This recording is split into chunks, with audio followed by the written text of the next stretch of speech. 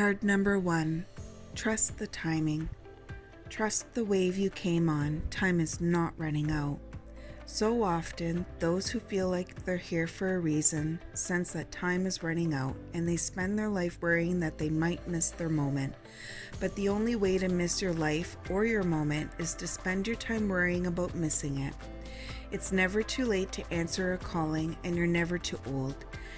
The tides of your life are magnificently orchestrated to come in and out in perfect unison. Don't race ahead and ride a wave that was never meant for you.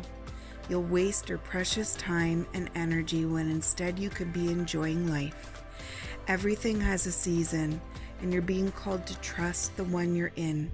Don't let impatience, comparison, competition, or paranoia disturb the seeds. It seems that everyone has anxiety these days, constantly scanning for something they might have missed or a possible threat. Keeping our mind and body pointed in the same direction as our soul is near impossible at such reactive speeds. Right now, you're being reminded to take a breath and trust the wave you came in on, to trust the season you're in. Time is not running out. There's plenty of time. There's no rush, and it's never too late. Card number 2. Lost Lands. Soul memories and gifts.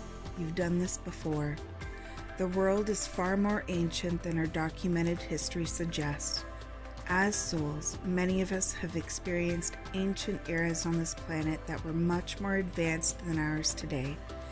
As we begin to remember these times, the rememberings and gifts come flooding back.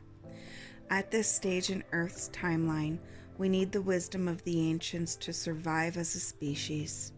You're being called to connect with the lost wisdom of your own soul.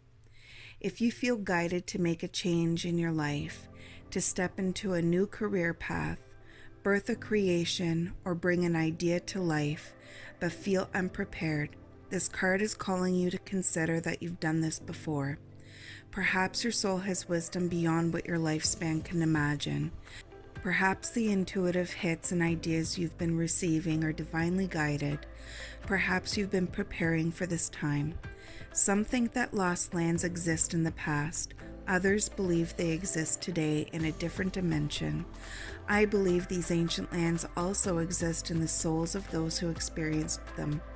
If this card comes to you, perhaps the wisdom of lost lands such as Lemuria, Atlantis, and Avalon exists within you, and through surrendering to this intelligence of your soul, you can unlock the seeds of these ancient lands so we can all learn from our mistakes and usher in a new age.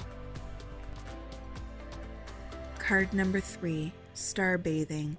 Light body, crystal grid, transmission, activation. The stars are constantly showering emanations into the crystalline grid of the Earth.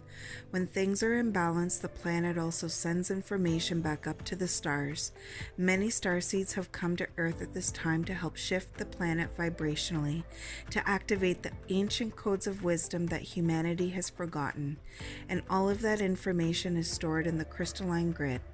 If you pulled this card, you may be called to begin working with the stars and the crystalline grid of the Earth. Some people believe that the crystalline grid of the Earth anchors divine cosmic frequencies into the planet. You may be guided to journey to particular places on Earth to unlock these cosmic codes within your presence. This card commonly arises because you're here to connect with the crystalline grid of the Earth, either in your hometown or by traveling to other places without quite knowing why.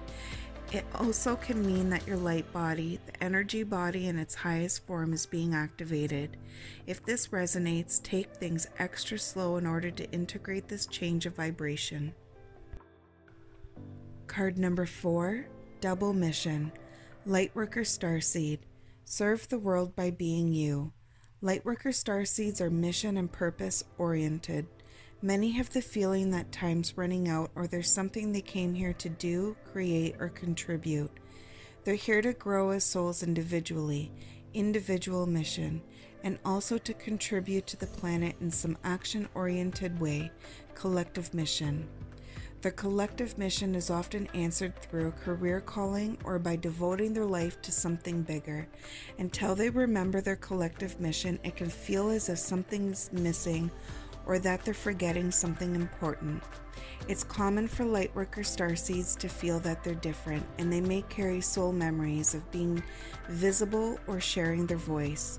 As such, they may protect themselves by dimming their light in order to fit in, or by spending time in some sort of closet, such as a spiritual closet. If you pull this card, you're being called to remember your collective mission and step into it even more fully. You're being reminded that your role as a lightworker is to light up the world with your presence.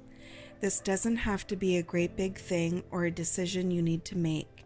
You also don't need to have a great big plan. If you resonate with being a worker, all you need to do is work out what lights you up, your passions and joys, and keep doing that. When you trust and follow the simple path of things that light you up, and then lose yourself in the doing, you'll light up the world without even trying.